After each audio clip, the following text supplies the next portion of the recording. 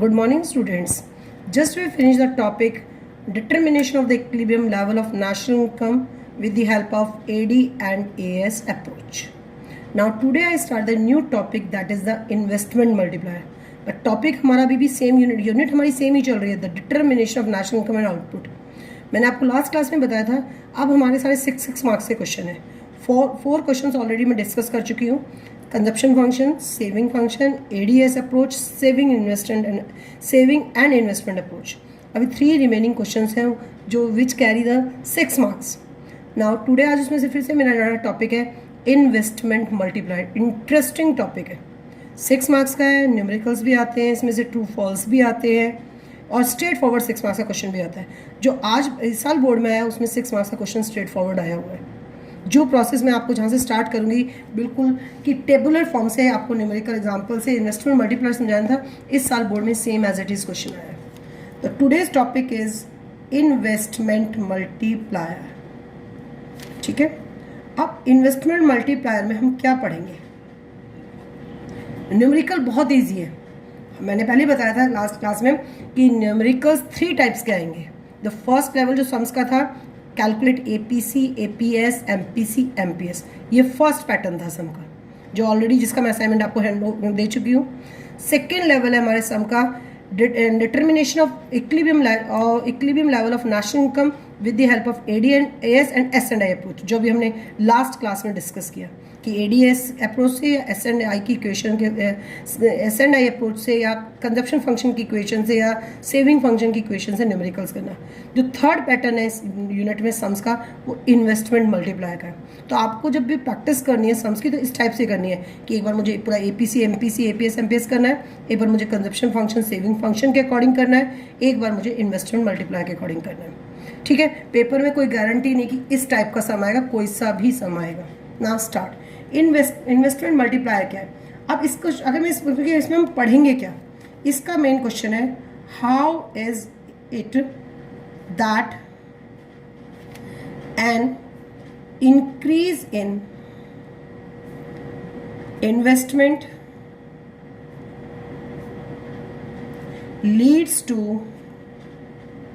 leads to increase in income, leads to increase in income. कि ऐसा क्यों होता है कि इन्वेस्टमेंट होगी तो इनकम इंक्रीज होगी? ऐसा क्या प्रोसेस है? इस क्वेश्चन में हमने यही पढ़ना है कि इन्वेस्टमेंट इंक्रीज होने से इनकम कैसे चेंज होगी. ठीक है. Explain the effect of the explain the concept of investment multiplier हम पढ़ेंगे, या explain with the help of the numerical example that increase in autonomous investment affect the level of the national income in the economy. ठीक है. तो investment multiplier में just process पढ़ना है कि अगर इकोनॉमी में इन्वेस्टमेंट हुआ तो इनकम कैसे इंक्रीज होगी. This is my question. Done. अब आपको ध्यान से सुनना है क्वेश्चन को पूरे का. फर्स्ट आपको पहले स्टार्टिंग में बोल दूँ, आप नोट्स वीडियोज़ के बिहाफ पर नहीं बनाएंगे. ठीक है. क्योंकि नोट्स अगर मैं इसमें बनाने लगी तो आपकी वीडियो बहुत लेंदी हो जाएगी. ठीक है. तो वीडियो में मैं केवल आपको कॉन्सेप्ट समझा रही हूँ, नोट्स आप वही बनाना जो मैं आपको ग्रुप में सेंड करूँगी. Now start. ठीक है. इन्वेस्टमेंट मल्टीप्लायर जस्ट आंसर है. अगर मैं सिंपल सा बोलूँ, इन्वेस्टमेंट मल्टीप्लायर को हम के वर्ड से इंडिकेट करेंगे. Formula is change in income upon में चेंज इन इन्वेस्टमेंट. डन. अगर मैं सिंपल से डेफिनेशन बोलती हूँ तो it means it refers the ratio between change in income and change in investment. That is the investment multiplier. It means investment multiplier refers to the ratio between change in income and the change in investment. अगर मैं simple से example लेती हूँ, economy में 100 करोड़ का investment हुआ और उसके अगेंस्ट में 500 करोड़ की इनकम जनरेट हुई, तो how many times income will be increase? 5 times. It means k is equal to 5 times. इसमें आपको टाइम्स लिखना बहुत मोस्ट इंपॉर्टेंट है. अगर आपने टाइम्स वर्ड मेंशन नहीं किया तो आपके हाफ मार्क्स हट जाएंगे. इट मीन्स इन्वेस्टमेंट मल्टीप्लायर क्या है? अब ये देखिए, इट इज़ अ वैल्यू. अब इसकी 3 डेफिनेशन है. First definition, the ratio between change in income, change in income, change in income and change in investment. The second definition, it is a value. ये 5 times आ गया. It is a value which tells how many times income change with the change in investment. Once again I repeat, it is a value which tells how many times change in income with the change in investment. Second definition. The third definition जो है that is the most important, कि it is a value if it is multiplied by the change in investment it tells how much change in income. यहाँ पे much change in income बोला, last में मैंने many times income बोला. It is a value if it is multiplied by the change in investment it tells how much change in income. आप exam में कोई सी भी तीनों में से डेफिनेशन यूज कर सकते हैं. ठीक है. It refers to multiple increase in income due to the increase in investment. It is measured on the effect of change in investment on the change in national income. आप ये definition use कर सकते हैं. अब question आता है कि आखिर कैसे 100 करोड़ इन्वेस्ट करने पे 500 करोड़ इनकम कैसे जनरेट हुई. ये 6 मार्क्स का क्वेश्चन है. What is the process. ठीक है. What is the process, what is the working of the investment multiplier. आखिर इन्वेस्टमेंट मल्टीप्लायर की प्रोसेस क्या है. ठीक है. तो अब हम इसको एक न्यूमेरिकल एग्जांपल से समझेंगे. वही 6 मार्क्स में क्वेश्चन है कि आखिर इकोनॉमी में एक 100 करोड़ इन्वेस्ट किया, 500 करोड़ 5 गुना इनकम इंक्रीज हो गई. What is the process, how it is affected. तो यही क्वेश्चन था, how is it that an increase in investment leads to increase in income. तो अब मैं प्रोसेस समझा रही हूँ. उस प्रोसेस को समझाने से पहले जो मेरी मेन चीज़ है वो आपको दिमाग में रखनी है. This line is most important in the explanation. The line is this कि द जो ऑपरेशन ऑफ द मल्टीप्लायर है, the operation of investment multiplier, the operation of investment multiplier is based on the fact that investment multiplier is based on the fact that one person's expenditure is another person's income. ठीक है. One person expenditure is the another person income. जिसको ये line समझ में आ गई उसको ये process आराम से समझ में आएगी. एक का कंजप्शन हमेशा दूसरे की इनकम बनती है. आपके फादर प्रोड्यूसर हैं, कहीं ना कहीं प्रोडक्शन कर रहे हैं, किसी भी फील्ड में कर रहे हैं, वो इनकम अर्न कर रहे हैं. ठीक है. तो कंपनी ने जो खर्च किया वो आपके फादर की इनकम बन गई. आपके फादर ने इस समय उसमें से स्कूल की फीस पे की, स्कूल की फीस पे की तो स्कूल वालों की इनकम जनरेट होगी, लेकिन आपके फादर का एक्सपेंडिचर हो गया.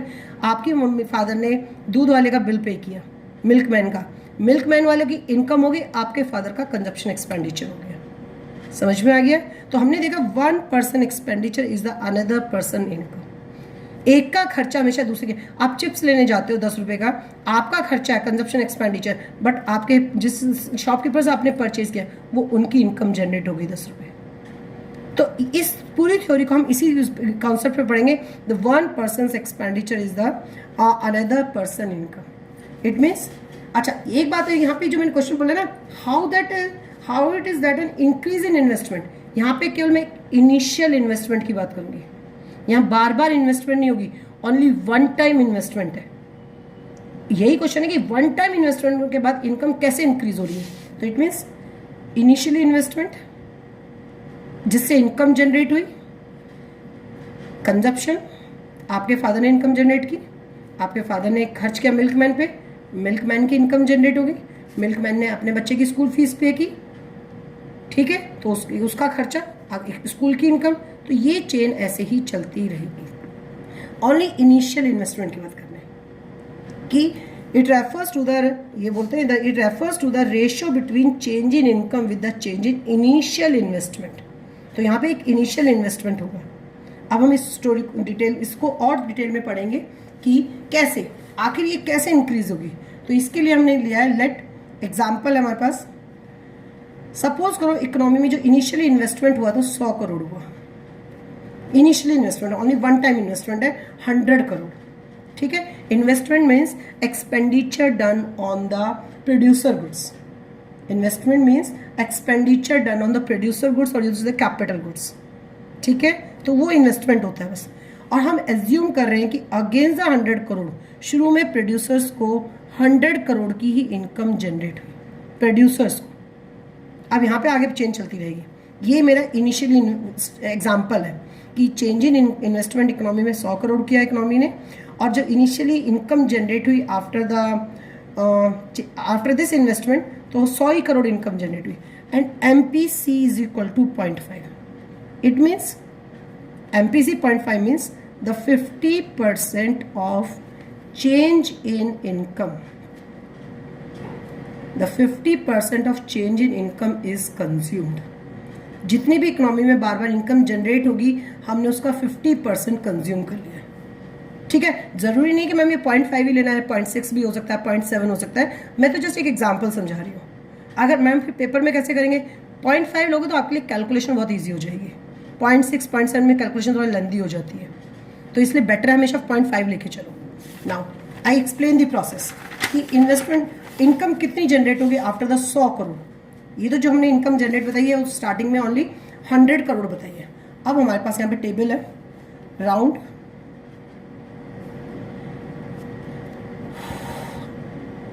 Increase in change in investment, change in income, change in consumption, change in saving. सारा हमारा कॉमन है रुपीज इन करोड़ में। ठीक है, सब हमने रुपीज इन करोड़ में लिया है। ठीक है, यहाँ पे हमने एग्जाम्पल में ले रखा है करोड़, यहाँ पे है करोड़ एंड करोड़। डन। अब हम लिखते हैं डेल्टा सी का फॉर्मूला MPC इंटू में डेल्टा वाई हो सकता है, डेल्टा एस का फॉर्मूला डेल्टा वाई माइनस में डेल्टा सी हो सकता है। डन। फर्स्ट राउंड में, this is my first round, first round में इन्वेस्टमेंट हुआ 100 करोड़ का। ये एक एरो मार्क है, अभी बाद में बताऊंगी कि what this arrow mark indicate. Economy में 100 करोड़ इन्वेस्टमेंट किया, एज्यूम किया था investment means expenditure done on the producer goods. उसके अगेंस्ट में जो इनकम जनरेट हुई दैट इज 100 करोड़ स्टार्टिंग में। क्लियर। अब 100 करोड़ इनकम जनरेट हुई, उधर मैंने एग्जांपल लिया है the 50% of change in income is consumed, मतलब MPC मैंने 0.5 लिया, तो सी MPC 0.5 इंटू में 100, तो इट मीन्स कंजप्शन कितना हुआ 50 करोड़ का। कंजप्शन कितना हुआ 50 करोड़ का। क्लियर हो गया। 50 करोड़ मैंने कंजप्शन किया, तो डेल्टा वाई में से 50 करोड़ का कंजप्शन हुआ, तो डेल्टा एस कितना हुआ 50।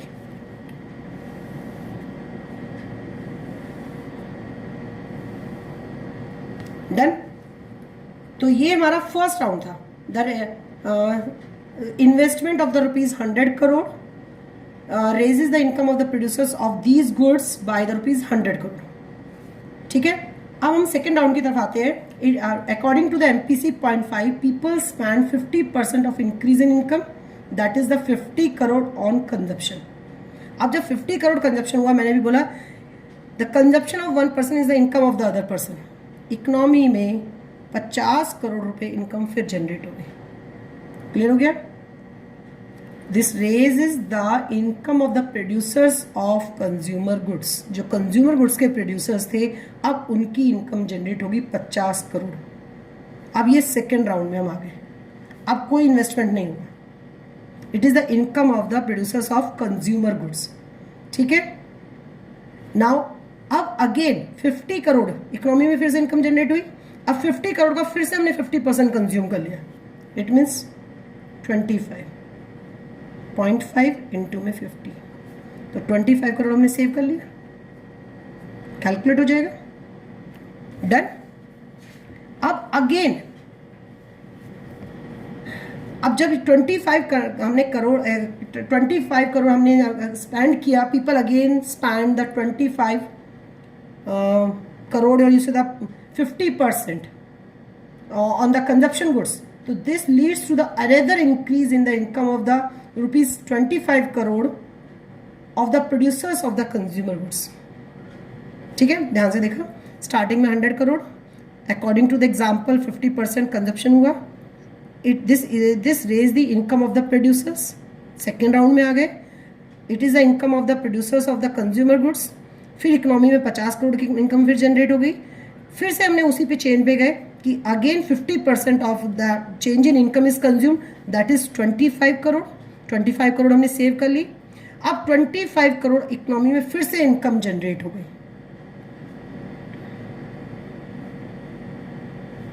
ठीक है, अगेन 25 करोड़ इकोनॉमी में इनकम जनरेट हो गई।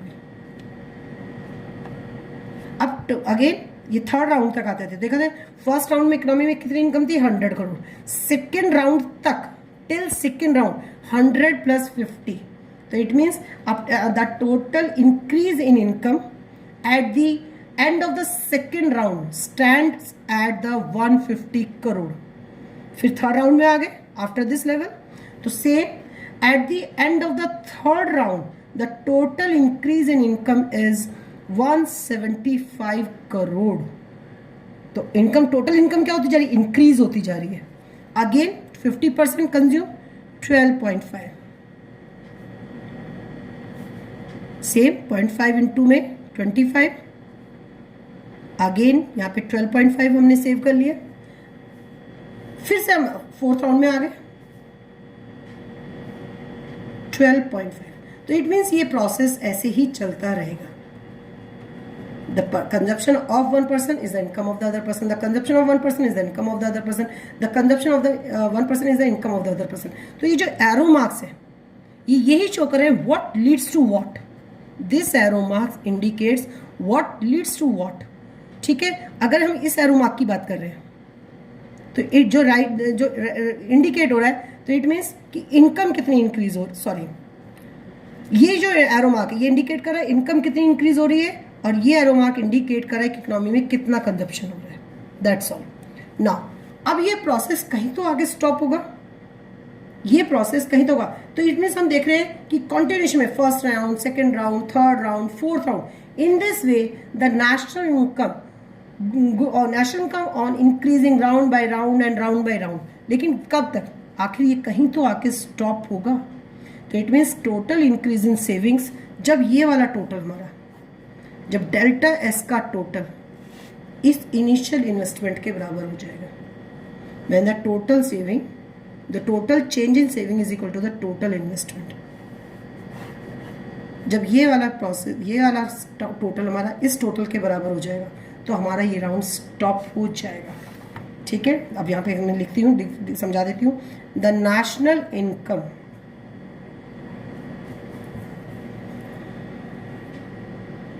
Just wait, the national income, आपको ढंग की लैंग्वेज बता रही हूँ, जस्ट वेट। हाँ जी, द नेशनल इनकम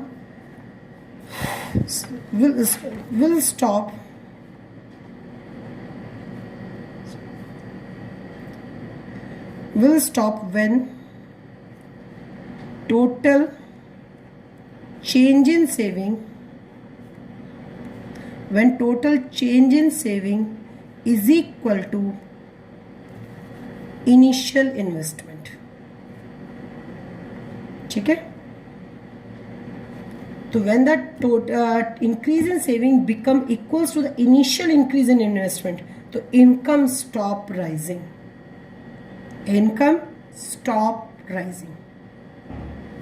बस। क्योंकि ऑब्वियसली एक लेवल पे आके यहाँ पे आते थे क्या हो जाएगा, जीरो आ जाएगा। जब जीरो आ जाएगा तो there is no consumption, no saving. तो ये प्रोसेस अगर हम इसे कॉन्टिन्यूस में प्रूफ करके देखते हैं, बट एग्जाम में ऐसा कोई प्रूफ करने को नहीं आता, बस आपको इतना राउंड तक लेके समझाना है। अब मैडम एक्चुअली यहाँ पे आंसर कितना है पता तो चला ही नहीं कि टोटल इंक्रीज इन इनकम कितनी हुई है। Now we take the formula K delta Y upon में delta I, this is the first formula. The second formula is K is equal to 1 upon में 1 माइनस MPC। एक्चुअल में only multiplier determine the value of the multiplier, actual में only the value of the MPC determine the value of the multiplier.